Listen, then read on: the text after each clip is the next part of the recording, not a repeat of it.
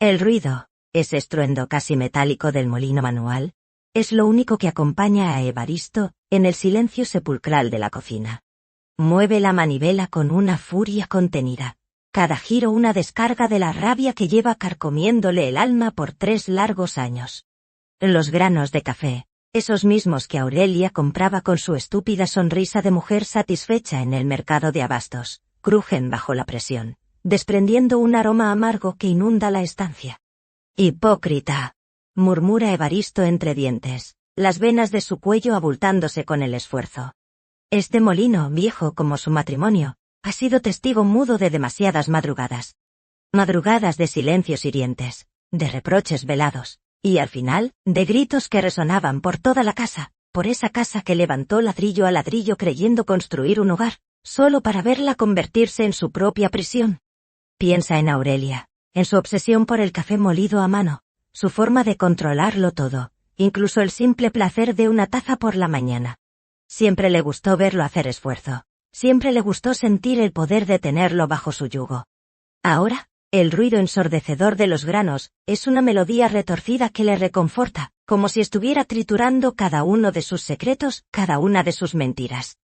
Es su venganza silenciosa, una que Aurelia nunca verá, pero que él siente en cada músculo de su brazo, en cada latido de su corazón endurecido. La soledad no le pesa tanto como el asco a lo que fue su vida, a lo que fue su esposa. Siente el filo de su rencor, un cuchillo invisible que afila cada mañana contra la piedra de su memoria. Y el café, ese café, es el único trago que consigue pasar por su garganta, sin atragantarse con el veneno de la traición. El vapor del café recién hecho, empaña el cristal de la ventana, sobre el fregadero. Evaristo lo contempla, pero su mirada está perdida en otro tiempo, en otro día, en el infierno que precedió a este purgatorio. Vuelve a su mente la imagen de Aurelia, no la de la amante pérfida, sino la de la mujer que se desplomó. Los médicos, con sus palabras vacías, juraron que fue rápido, un infarto fulminante. Una mentira piadosa para el viudo desconsolado. Pero Evaristo sabe la verdad. Cayó fulminada, sí, pero bajo el peso de sus gritos, bajo el impacto de las cartas que él le arrojó a la cara como puñales. Recuerda sus ojos inyectados en sangre. No de dolor, sino de furia, una furia que igualaba la suya. El rostro desencajado, las manos apretándose el pecho, no por el ataque al corazón que ya la consumía, sino para contener las palabras venenosas que aún le quedaban por escupir. Y las escupió. Nunca me diste el calor que él sí me daba. Su voz, antes ronca por la desesperación, se había vuelto un arma afilada, capaz de cortar el aire y el alma de Evaristo. Esas palabras, ese último aliento lleno de desprecio, resonaban aún en el patio, en cada rincón de esa casa, como un eco eterno de su humillación. No es tristeza lo que Evaristo siente al recordar, sino un asco profundo, un veneno frío que se le anida en el estómago. Y el rencor será un rencor que regaba esas malditas plantas, las mismas que Aurelia amaba, con manos temblorosas, sintiendo que en cualquier momento su fantasma aparecería para reírse de él una vez más. La taza de café quema sus dedos, un recordatorio del calor que nunca dio, del calor que ella buscó en los brazos de otro, de su propio hermano. La paradoja lo destroza y lo alimenta a partes iguales. Ya no hay marcha atrás, solo el camino hacia adelante, pisoteando el recuerdo de Aurelia en cada paso. Evaristo se sienta a la mesa de la cocina, el café humeante frente a él. La vista de esa silla vacía, donde Aurelia solía leer el periódico, con una paz irritante, dispara otro recuerdo. La tarde, fatídica. Había vuelto a casa temprano de la fábrica, algo inusual. Un turno doble cancelado, a última hora. El silencio de la casa le pareció extraño. Aurelia siempre estaba en el patio, o en la cocina, o en algún sitio. Pero no, la casa estaba vacía, o eso pensó. Fue al dormitorio a cambiarse, y allí, entre sus cajones, en el fondo del joyero que le regaló en su 10º aniversario, un objeto extraño asomaba. Una carta. El corazón de Evaristo empezó a latir con una fuerza que no conocía. No era de él, no era una factura, no era una nota de la casa. El papel era fino, con un olor dulce, floral. Sus manos temblaron mientras la abría. La caligrafía era familiar, demasiado familiar. El nombre del remitente, Javier. Javier, su hermano menor, su confidente, su única familia verdadera tras la muerte de sus padres. Las palabras en la carta se le clavaron como puñales. Mi amor, nuestras tardes de pasión, en nuestra cama. En vuestra cama. Su propia cama. Evaristo se sintió mareado, el aire le faltaba. Leyó y releyó, cada línea una bofetada, una carcajada del destino. Clómida. El sudor frío le perlaba la frente. No una, sino varias cartas, atadas con una cinta de seda. Un ritual de traición. El mundo se le derrumbó en ese instante, no con un estruendo, sino con el crujido silencioso de un alma rompiéndose. Aurelia, su Aurelia, la mujer por la que rompió el lomo durante 30 años, en los brazos de su hermano. La mentira era tan grande, tan monstruosa, que eclipsó todo lo demás. La rabia, una bestia dormida, despertó. Con las cartas arrugadas en su puño, Evaristo había salido del dormitorio. El crujido de la grava en el patio delantero lo alertó. Ahí estaba Aurelia, regando sus macetas, tan tranquila, tan ajena, o al menos eso parecía. Su cabello recogido en una trenza, el delantal de flores que él le había comprado. La imagen de la hipocresía. El mundo giraba a su alrededor, pero Evaristo solo veía rojo. Se acercó a ella con pasos pesados, cada pisada un tambor anunciando el fin.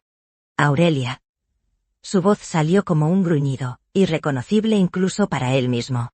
Ella se giró, con esa sonrisa habitual que ahora le parecía una mueca, una burla. ¿Evaristo? ¿Tan temprano? ¿No tenías turno doble? Su voz era dulce, melosa, el veneno disfrazado de miel. No, que no. Se canceló, escupió Evaristo, y antes de que ella pudiera reaccionar, le lanzó las cartas a la cara. El sobre abierto golpeó su mejilla. Las hojas se esparcieron por las macetas que ella tanto cuidaba. El agua de la manguera aún corría, empapando la tierra, lavando, quizás, la inmundicia que él acababa de desenterrar. La sonrisa de Aurelia se desvaneció, reemplazada por una máscara de horror, luego de desafío. Sus ojos se fijaron en las cartas, luego en Evaristo, una chispa peligrosa encendiéndose en ellos. El aire se volvió denso, cargado de electricidad. ¿Qué es esto?, preguntó ella, la voz temblorosa, pero con una defensiva que ya delataba su culpa. Tú sabes muy bien lo que es esto, ramera. Bramó Evaristo, el control perdido, la bestia, liberada. El grito se desgarró su garganta, y con él, el último vestigio de la vida que una vez compartieron. La confrontación había comenzado, y no había vuelta atrás. Las palabras se precipitaron como una cascada de lodo. Evaristo, fuera de sí, arremetía con cada humillación, cada sacrificio, cada ladrillo que había puesto en esa casa. Aurelia, en un principio aturdida, recuperó la compostura con una velocidad escalofriante, y su propia furia se desató. Me diste la cara de idiota en mi propia casa. Mientras yo me rompía el lomo en la fábrica, tú te revolcabas con mi hermano, en mi propia cama. Las venas de su frente palpitaban, y su voz rasgaba el aire del patio, que ahora parecía encogerse a su alrededor. Aurelia no se acobardó. Levantó la barbilla, sus ojos inyectados en sangre, reflejaban un fuego tan intenso como el suyo. Sus manos se apretaban contra su pecho, no con un gesto de súplica, sino de contención, de fuerza. Tú nunca me diste lo que yo necesitaba, Evaristo. Nunca. ¿Crees que un techo y un plato de comida son suficiente? Yo tenía frío, Evaristo. Frío de alma, frío de cuerpo. ¿Y él, tu hermano? Él sí me daba el calor que tú me negabas. Siempre fuiste un témpano, un egoísta. Su voz, rasposa y llena de desprecio, se elevó, una bofetada verbal que resonó en el silencio que siguió. Y en ese instante, en medio de su propio arrebato, Evaristo la vio tambalearse. Sus ojos, aún fijos en él con una mezcla de odio y desafío, se dilataron. Una mano, la que apretaba su pecho, se deslizó hacia su cuello, como si intentara tomar aire. Un jadeo gutural escapó de sus labios, y antes de que Evaristo pudiera comprender lo que pasaba, o si era otro de sus dramas, Aurelia se desplomó sobre las macetas, derribando el geranio favorito que ella tanto cuidaba. El impacto fue seco, final.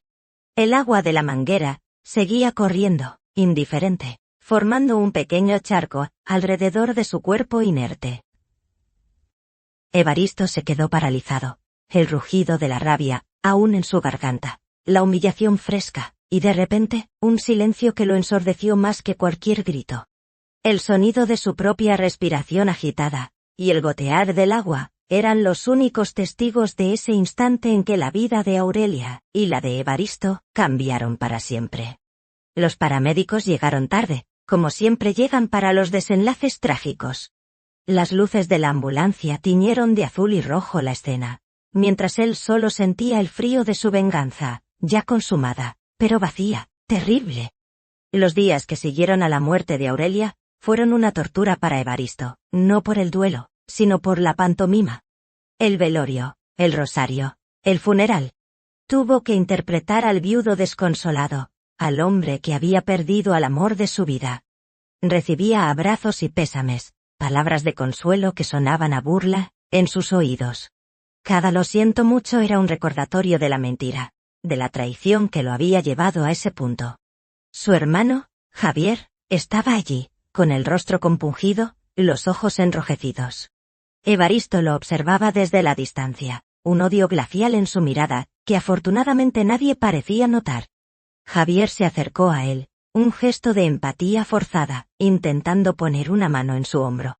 Evaristo se apartó bruscamente, el simple roce le provocó un escalofrío de asco. Lo siento mucho, hermano, dijo Javier, la voz entrecortada actuando a la perfección. Evaristo solo asintió con la cabeza, incapaz de pronunciar una palabra sin que su furia se desbordara. Se imaginaba a Javier y a Aurelia riéndose de él a sus espaldas, disfrutando de su infamia. Se preguntaba si Javier sentiría algún remordimiento, alguna pizca de culpa. Lo dudaba. El dolor de su hermano parecía superficial, la fachada de un hombre que había perdido a una cuñada, no a una amante. En el cementerio, bajo un sol inclemente que parecía burlarse de la oscuridad de su alma, Evaristo observó cómo bajaban el ataúd de Aurelia. Su corazón no sintió pena, solo un vacío punzante. Vacío por la vida que pudo ser, por la confianza destrozada. Se preguntó si Aurelia, en sus últimos instantes, se habría arrepentido. Lo dudaba. Seguramente se fue sintiéndose justificada, liberada. Y esa idea solo alimentaba más su fuego interno. El silencio de la tumba sellaba no solo la vida de Aurelia, sino también el secreto de su muerte, la verdad de su traición, y el comienzo de la condena de Evaristo. Una condena autoimpuesta, de vivir con el veneno de la verdad que nadie más conocía. La casa, tras el funeral, se volvió un eco de la ausencia, pero para Evaristo no era la ausencia de Aurelia lo que resonaba, sino la ausencia de verdad. El silencio, antes perturbado por sus riñas, ahora era un lienzo en blanco donde se pintaban los fantasmas de su rencor. Caminaba por los pasillos que él mismo había diseñado, tocaba las paredes que él mismo había levantado, y cada ladrillo, cada vigaba la traición. La sala, con los muebles pulcros que Aurelia tanto cuidaba, era un sarcófago. La cocina, el lugar de sus últimas batallas, se sentía fría, desolada. La habitación de ambos, el escenario de la infidelidad, era ahora un recordatorio constante de su humillación. Evaristo no podía dormir. Pasaba las noches en vela, contemplando el techo, reviviendo la escena una y otra vez. Se preguntaba cómo no lo había visto antes, cómo había sido tan ciego. ¿Eran tan sutiles? ¿O él estaba tan ensimismado en su trabajo, en su obsesión por construir, que no prestó atención a la demolición de su propio matrimonio? La idea de que había estado construyendo una prisión, no un hogar, se arraigaba más y más profundo. Una prisión donde viviría su propio infierno con Torala. Pero ese infierno no era el que la gente pensaría. No era el infierno del luto, sino el del asco, el del resentimiento. Comenzó a darse cuenta de que la venganza silenciosa no solo sería triturar café, sería borrarla. Borrar su recuerdo, borrar su esencia de la casa, pero sin borrar el dolor, porque el dolor era su combustible. Así que cada día, al pasar por el patio, regaba las macetas, las mismas macetas donde Aurelia había caído, donde sus últimas palabras aún resonaban, una humillación antes de desplomarse. Lo hacía con las manos temblorosas, no por tristeza, sino por el asco y el rencor, sintiendo que en cualquier momento su fantasma aparecería para seguir riéndose de su desgracia. La casa, el testimonio de su vida, se había convertido en el escenario de su tortura. Y en esa tortura, Evaristo encontró una perversa forma de existencia. 3 años después de ese infierno, la rutina de Evaristo no ha cambiado mucho, solo se ha consolidado. Pero esta mañana, el timbre de la puerta, ese sonido intruso en su santuario de rencor, lo saca de sus cavilaciones. Es un golpe seco, insistente, que le provoca un sobresalto. ¿Quién podría ser? Su círculo social se había desvanecido con Aurelia, o más bien, él lo había disuelto. Nadie se atrevía a molestarlo, o eso creía. Se acerca a la puerta con pasos lentos, pesados, el corazón latiéndole con una extraña mezcla de irritación y una curiosidad amarga. A través de la mirilla, ve una silueta. Un hombre. Es alto, de complexión delgada, con una mata de pelo canoso que le resulta extrañamente familiar. Su mente se acelera, intentando descifrar la identidad del visitante. ¿Un vendedor? ¿Un vecino que por fin se atreve a hablar con el viejo gruñón? No, y todo. La forma en que se apoya en las jambas de la puerta, la postura relajada pero persistente, le dice que no es un extraño cualquiera. Abre la puerta con cautela, dejando solo una pequeña rendija. La luz de la mañana entra por el hueco, iluminando el rostro del hombre. Y su mundo se detiene. Javier, suelta Evaristo. El nombre de su hermano suena a veneno en sus labios. Javier, el fantasma de su pasado, de su traición, parado frente a su puerta, después de 3 años de silencio sepulcral. Javier, su hermano Kunter alias de la pelenda de cambias.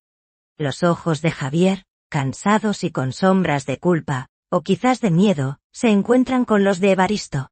Hermano, responde Javier, su voz apenas un susurro. La sorpresa, el impacto de su presencia, es un golpe bajo para Evaristo. La sangre le hierve de nuevo. ¿Qué querrá? ¿Acaso viene a terminar de humillarlo?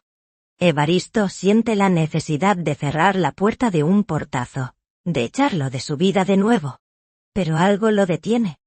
Una curiosidad retorcida, la misma que le hace seguir triturando el café de Aurelia, lo inmoviliza. Quizás este encuentro sea el inicio de otra etapa de su venganza. De esa venganza que tanto anhela. Javier intenta forzar una sonrisa, pero esta muere en sus labios al encontrarse con la mirada de hielo de Evaristo.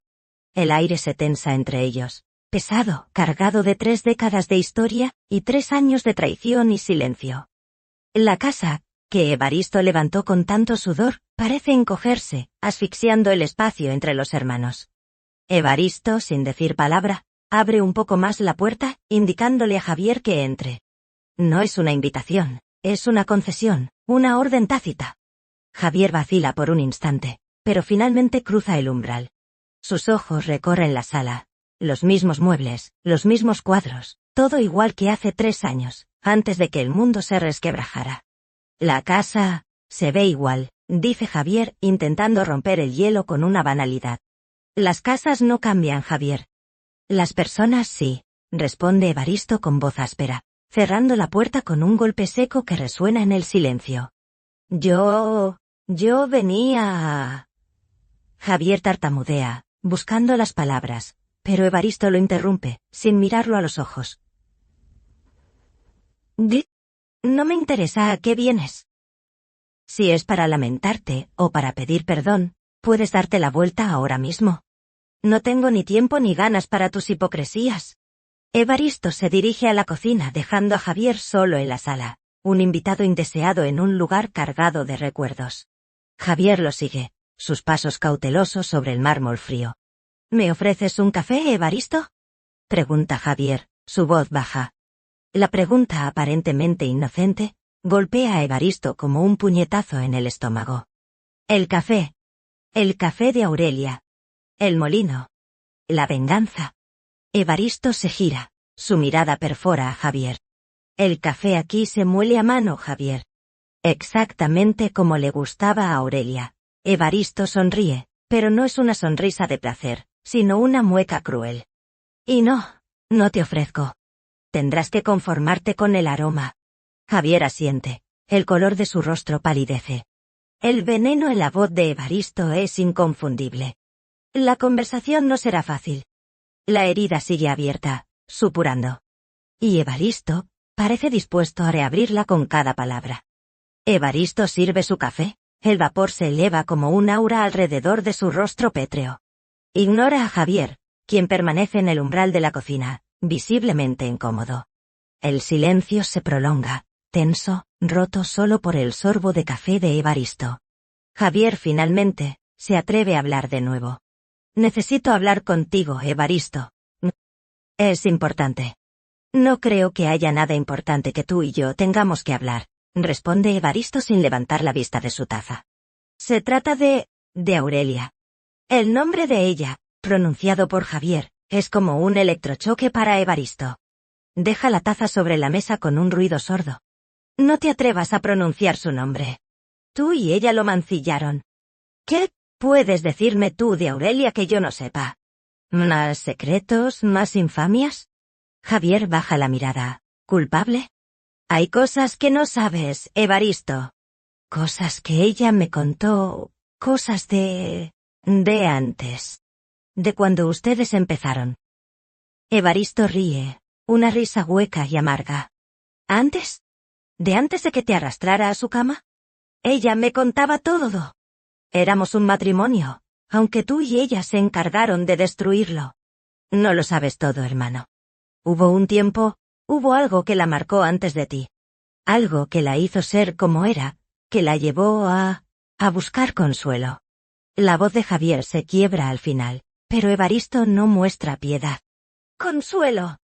Consuelo la encontraste en mi cama. No me vengas con excusas baratas, Javier. Evaristo se levanta, su mirada fulminante. Si has venido aquí a justificar lo injustificable, puedes marcharte. Esta es mi casa, la levanté yo solo, con mi sudor, para esa mujer que me traicionó con mi propio hermano. No es tu lugar. Javier, sin embargo, se mantiene firme. No me iré, Evaristo.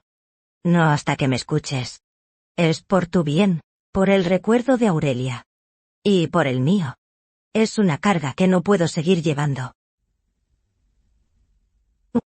Evaristo lo mira fijamente, una semilla de curiosidad germinando en su pecho, a pesar de su resistencia. ¿Qué podría haber antes de él que justificara la traición?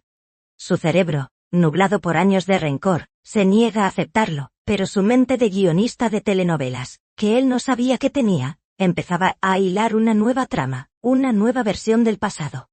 La tensión en la cocina era palpable, pero la obstinación de Javier logró romper la barrera de Evaristo, aunque solo fuese por la fuerza de la curiosidad. Evaristo se sienta de nuevo, con los brazos cruzados, una expresión de desafío en su rostro. Habla. Pero que quede claro, cualquier cosa que digas, no cambiará nada. La traición es la traición. Javier toma una respiración profunda, como preparándose para una larga confesión. Aurelia, ella venía de una familia muy humilde. Su padre era un borracho y su madre era una mujer muy abnegada, pero también muy frágil. Aurelia creció con la idea de que el amor era sinónimo de seguridad, de estabilidad económica. Quería escapar de la miseria a toda costa. Evaristo lo interrumpe con una risa amarga. Y yo le di esa seguridad, ¿no? Le di una casa, una vida que nunca soñó. Sí, la seguridad material, Evaristo. Pero ella anhelaba algo más. Una conexión emocional. Siempre se sintió sola, incluso a tu lado. ¡Mentira!, grita Evaristo, golpeando la mesa. Eso es una excusa barata para su promiscuidad. No, hermano. Ella me contó que antes de conocerte, cuando apenas era un adolescente, hubo un hombre mayor, con dinero, que le prometió el cielo. La deslumbró con regalos, con atenciones, con la promesa de sacarla de la pobreza. Ella se enamoró. O eso creyó. Él la abandonó cuando se enteró de que estaba embarazada, sin un centavo, sin una explicación. La dejó destrozada. ¿Embarazada? Las palabras de Javier golpean a Evaristo con la fuerza de un rayo.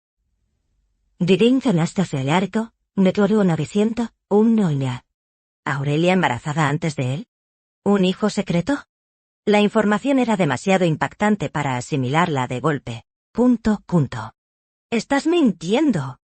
Evaristo se levanta de nuevo, el rostro pálido. ¿Qué tonterías dices? Ella nunca me dijo nada de eso. ¡Nunca! Era su secreto más profundo, Evaristo. Su vergüenza. El miedo a que nadie la quisiera después de eso. Lo ocultó por años. Y cuando te conoció, vio en ti la oportunidad de una vida nueva, de un borrón y cuenta nueva. Pero el miedo a la soledad, a no ser suficiente, a ser abandonada de nuevo, siempre estuvo ahí. Esa fue su debilidad, hermano. Su talón de Aquiles. Y yo fui el tonto que se aprovechó de eso, que le dio el consuelo que tú, quizás sin querer, nunca pudiste darle. La confesión de Javier, aunque no exime su culpa, introduce una nueva capa a la compleja personalidad de Aurelia. Una que Evaristo nunca había considerado, ni querido considerar. El piso se tambaleaba bajo sus pies, y con él, el edificio de su rencor, aunque aún no lo admitiera. El veneno de la traición era ahora más denso, más complejo, mezclado con la amargura de la ignorancia.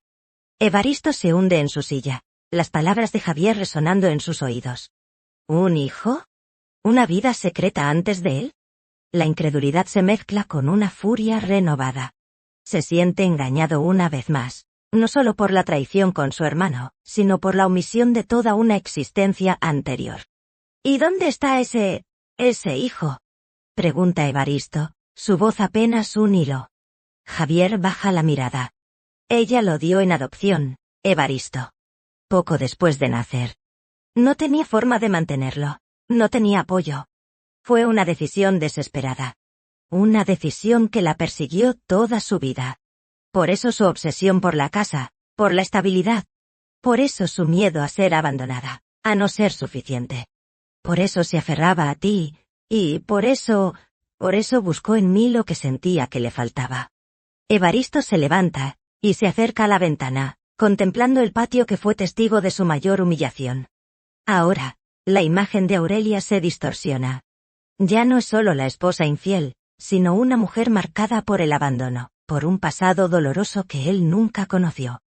La fábrica, la construcción de la casa, su orgullo por el esfuerzo, todo eso, ahora le parece una venda en los ojos. Una excusa para su propia ceguera emocional. Él había creído que le daba todo, que la protegía, pero se había olvidado de escuchar, de ver más allá de la superficie. Había estado tan absorto en su papel de proveedor, en construir el futuro, que no había notado las grietas en el presente, las heridas del pasado. Recuerda las veces que Aurelia se quedaba mirando por esa misma ventana, con una melancolía que él siempre atribuyó al aburrimiento, a la vanidad, ¿eh? Ahora se pregunta si no era el fantasma de ese hijo, de ese primer abandono, lo que la perseguía. La imagen de Aurelia, la que él había construido en su mente, la de la villana sin corazón, empezaba a desmoronarse, aunque su rencor luchaba por mantenerla en pie. El peso de la información de Javier era demoledor. No le perdonaba la traición ni la de Aurelia. Pero la historia, su historia, se había vuelto mucho más oscura, más compleja. Y él, Evaristo Zamudio, el hombre recto, el proveedor, el constructor, se daba cuenta de que había sido un actor en una tragedia que no comprendía del todo. Evaristo se aleja de la ventana, regresa a la mesa, sus ojos fijos en Javier. Si todo esto es cierto, ¿por qué no me lo dijo? ¿Por qué lo guardó en secreto? Porque tenía miedo, Evaristo. Miedo de que la abandonaras, de que la vieras como una mujer manchada. Miedo de que no la quisieras. Miedo de perder la única estabilidad que había conocido. ¿Y tú sabías esto antes de todo? La voz de Evaristo se ahoga en la pregunta. Javier asiente lentamente, con una culpa palpable, en su rostro. Sí. Me lo contó hace muchos años, en una de esas tardes en que la escuchaba mientras tú estabas en la fábrica. Ella se sentía sola, vacía. Y yo, Evaristo, yo fui un cobarde, un miserable. En lugar de ayudarla a acercarse a ti, a contarte la verdad, me aproveché de su vulnerabilidad. La consolé de una manera que nunca debí. Javier se detiene, el recuerdo visiblemente doloroso. Evaristo siente una punzada de asco y furia. La verdad era aún más retorcida de lo que había imaginado. Javier no solo la había traicionado a él, sino que había traicionado la confianza de Aurelia, explotando sus heridas más profundas. Había sido un predador, no un amante. El silencio se llena de los recuerdos que Evaristo había reprimido, momentos en los que Aurelia intentó acercarse, pero él, ciego en su trabajo, en su orgullo de constructor, la había rechazado sin querer. Una noche, ella le había hablado de sus miedos, de su necesidad de sentirse amada, no solo protegida. Evaristo había respondido con un te amo, Aurelia, por eso trabajo tan duro, para darte todo. Una respuesta práctica, fría, que ahora sabía, no había sido suficiente.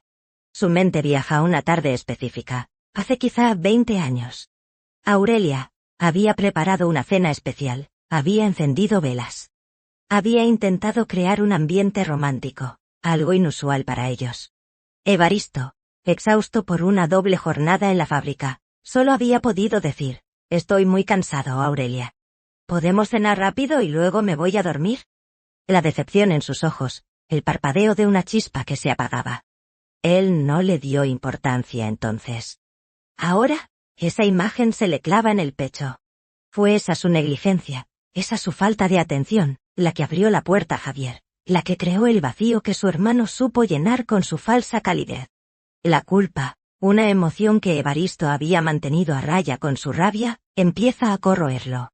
No solo la traicionó a Aurelia, sino que él también, a su manera, la había fallado. Las palabras de Javier, aunque teñidas de su propia culpa, habían abierto una compuerta en la memoria de Evaristo. Se levanta de la mesa de la cocina y se dirige al patio, el lugar de la tragedia, pero ahora también el escenario de revelaciones que lo desestabilizaban. Punto. Javier lo sigue a unos metros de distancia, respetando el espacio.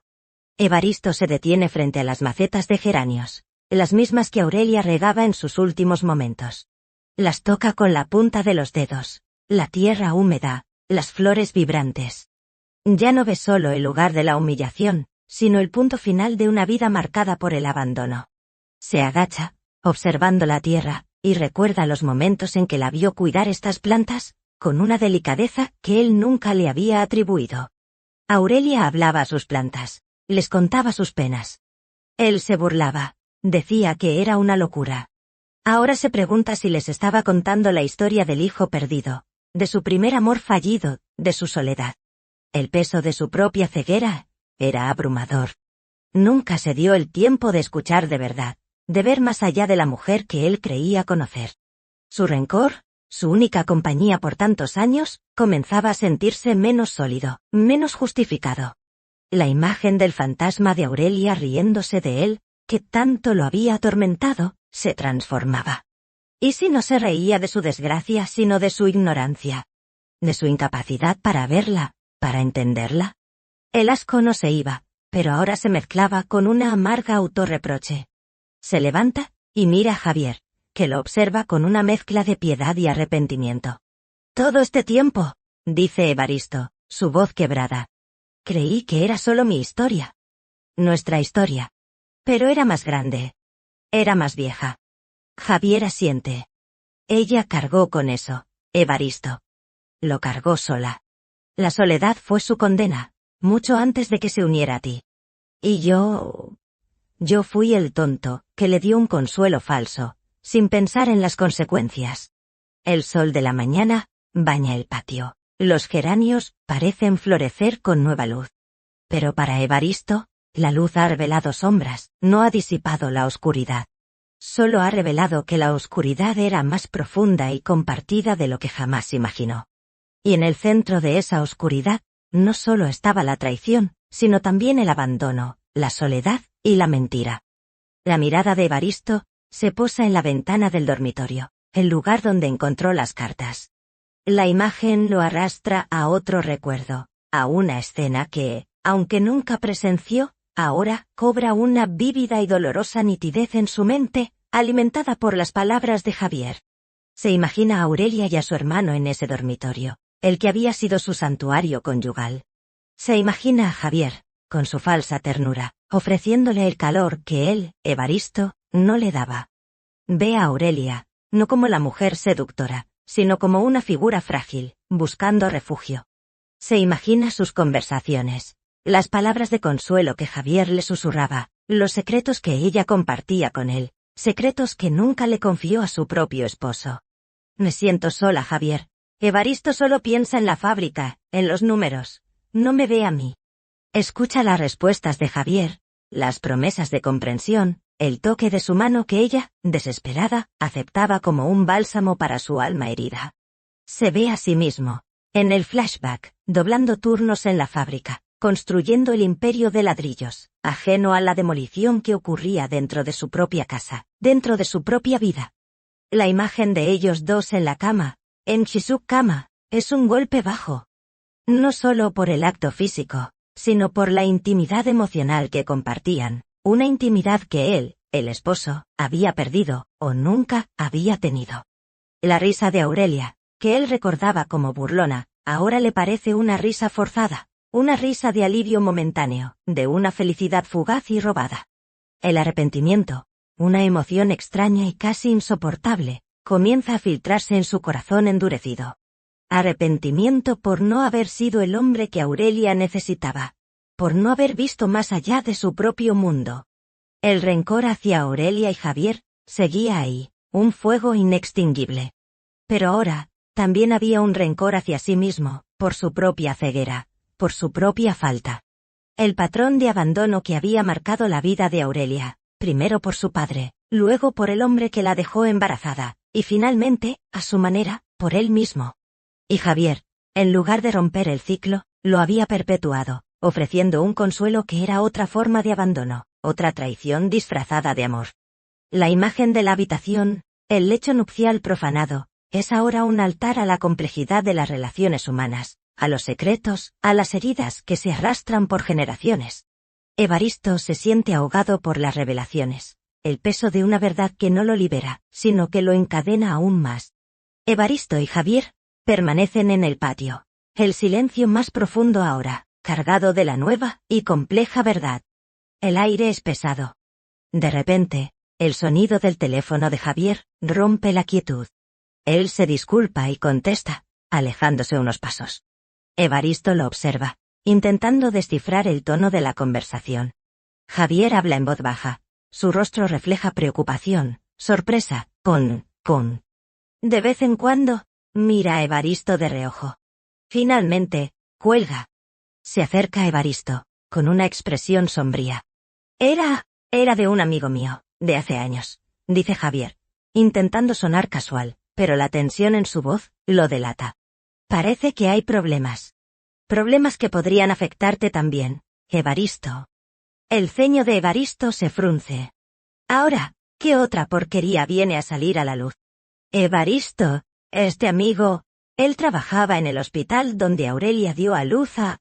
Y parece que el doctor que manejó la adopción no era muy... ético. Había rumores. Evaristo lo mira. Su corazón empieza a latir con una fuerza inusual. ¿Rumores de qué? De irregularidades. De que a veces, los registros no eran exactos. De que algunos niños no llegaban a sus familias adoptivas de forma legal. La respiración de Evaristo se detiene. ¿Estás diciendo que mi hijo, el hijo de Aurelia, podría no haber sido adoptado legalmente? ¿Que podría estar...? La mente de Evaristo se acelera. Una nueva posibilidad, aterradora y esperanzadora a la vez. El hijo de Aurelia. Un niño que podría seguir vivo, que podría haber sido robado, desaparecido. El rencor se mezcla con una nueva emoción, la de la preocupación, la de la responsabilidad, la de la posibilidad de una nueva búsqueda. Mi amigo dice que el doctor fue acusado de tráfico de bebés hace muchos años, pero nunca se pudo probar nada. Los registros de adopción de esa época son confusos. Pero hay una nueva investigación, por una denuncia antigua. Y el caso de Aurelia. Javier hace una pausa, el impacto en sus propias palabras. El caso de Aurelia podría estar involucrado. El mundo de Evaristo, que creía ya demolido, se resquebraja aún más. La traición de Aurelia y Javier, el secreto del pasado de ella, y ahora, la posibilidad de un niño. Su nieto, desaparecido en el limbo de una adopción ilegal, punto. La historia se complicaba, se enredaba, exigiendo una acción que Evaristo no había contemplado. La venganza silenciosa ya no era suficiente. La revelación de Javier sobre el doctor y los rumores de adopciones ilegales golpea a Evaristo con la fuerza de un huracán. Su mente, que antes solo podía procesar la rabia, ahora se ve obligada a considerar una nueva realidad, un nuevo misterio. El hijo de Aurelia, su nieto, podría estar vivo, en algún lugar. Javier, al ver la reacción de Evaristo, se apresura a añadir: «Es solo un rumor, Evaristo. Una posibilidad remota. Pero mi amigo piensa que si el caso de Aurelia se relaciona con ese doctor, tal vez haya un cabo suelto. Tal vez haya una forma de saber la verdad». Evaristo siente un torbellino de emociones. La ira hacia Aurelia, por haberle ocultado a ese hijo. La ira hacia Javier por haberse aprovechado de esa vulnerabilidad. Y ahora, una nueva punzada de culpa por no haber sabido, por no haber podido proteger a ese niño. La historia de su familia, que él creía tan lineal y sencilla, se había convertido en un laberinto de secretos y mentiras. Recuerda los días de su juventud con Javier. Eran inseparables, dos hermanos unidos por la sangre y la camaradería. Javier siempre lo había admirado, lo había seguido, lo había visto como un modelo a seguir. Evaristo, el hermano mayor, fuerte, protector. Quilla. Javier, el hermano menor, más soñador, más vulnerable. Iban juntos a todas partes. Compartían sueños, confidencias.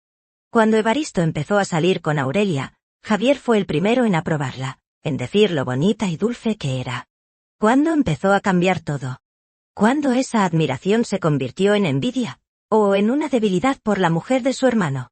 Esa traición era aún más dolorosa ahora, al recordar la hermandad que una vez tuvieron, una hermandad que se había roto en pedazos en esa cama, en esa casa. La idea de buscar a ese niño, a su nieto, era una locura. ¿Para qué? ¿Para redimir a Aurelia? ¿Para castigar a Javier? ¿Para encontrar una pieza de su pasado que ahora le resultaba extraña, ajena? Evaristo no lo sabía. Pero la posibilidad, remota o no, había encendido algo en él. Un propósito que iba más allá de su venganza personal. Un propósito que podría cambiar el resto de su vida, y la de su hermano.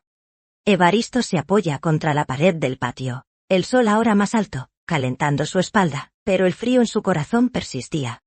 Las palabras de Javier sobre el posible tráfico de bebés resonaban, mezclándose con los ecos de Aurelia y sus últimas palabras.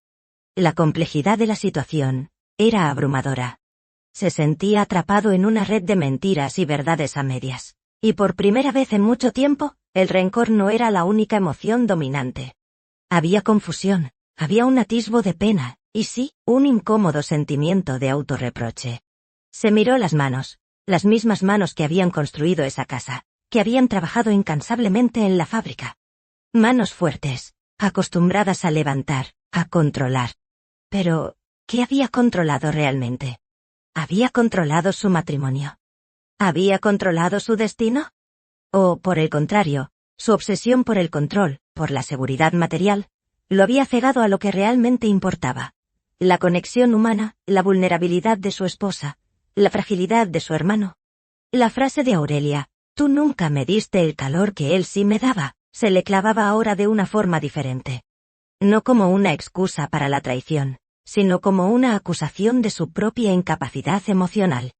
Él siempre había sido un hombre de acciones, no de palabras o de gestos. Su amor lo demostraba con el trabajo, con el sustento, con el techo sobre sus cabezas.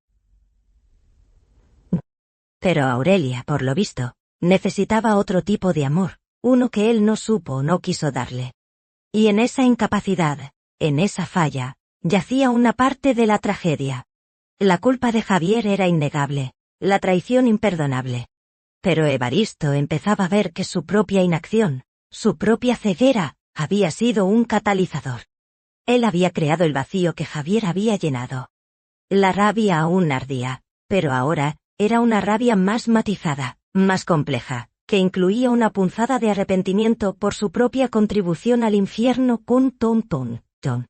No justificaba a Aurelia, no perdonaba a Javier, pero comenzaba a entender la compleja red de dolor y soledad que había conducido a la catástrofe.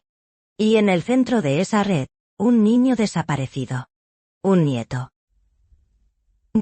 La idea era a la vez, un bálsamo, y una condena. Un nuevo camino se abría, uno que lo obligaría a desenterrar, no solo la inmundicia de la traición, sino también las capas de su propio corazón endurecido. Evaristo se yergue, su rostro endurecido por la nueva determinación, Mira a Javier, ya no con el mismo rencor ciego, sino con una mezcla de desconfianza y un propósito inminente. ¿Dices que hay una investigación, Javier?